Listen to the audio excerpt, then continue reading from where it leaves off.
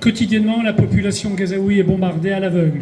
Écoles, hôpitaux, habitations civiles, rien n'échappe à la fureur destructrice de Tsahal. Cette armée n'est pas une armée de défense d'un pays dit démocratique, mais une armée d'agression, brutale, pilleuse, violeuse, qui bafoue les lois de la guerre et du droit international. Le gouvernement assassin de Netanyahou est prêt à embraser le Moyen-Orient pour rester au pouvoir et atteindre son objectif d'un grand Israël, chimère sans fondement historique portée par des religieux illuminés et leurs complices. Au nord de la bande de Gaza, la région de Beit Hanoun est l'une des plus labourées par les bombardements, les opérations, les bulldozers israéliens. Article du Monde. Et Rafah, ville de 300 000 habitants, il y a encore quelques mois dans le sud du territoire occupé, n'existe plus, ayant été intégralement rasée. Ailleurs, des personnes tentant d'accéder à l'aide humanitaire pour ne pas mourir de faim et de soif sont abattues par des snipers. Le Bureau des droits humains de l'ONU dresse un bilan accablant.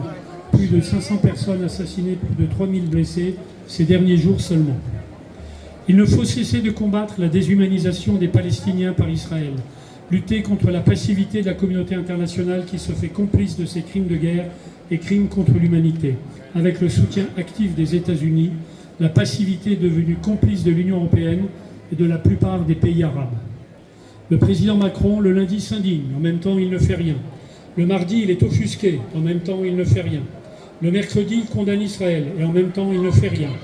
Et ainsi de suite tous les jours de la semaine depuis le 7 octobre 2023. Il faut que cesse cette gesticulation ridicule et passer aux actes. Arrêt immédiat des livraisons d'armes, reconnaissance de l'État de Palestine par la France, pression près de l'UE pour rompre l'accord d'union avec Israël, soutenir sans faille la Cour pénale internationale contre les attaques de Donald Trump et à son encontre. Le procureur de la CPI avait déjà été ciblé.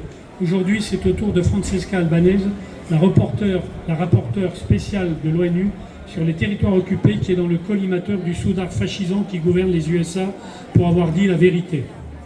Lorsque la CPI souhaite s'emparer de l'instruction d'un crime d'agression et d'attendre ses compétences en ce domaine, la France reste solidaire des autres membres permanents du Conseil de sécurité de l'ONU, États-Unis, Russie, Chine, Royaume-Uni, qui ne veulent pas de cette extension du droit international, pourtant seule solution à la paix.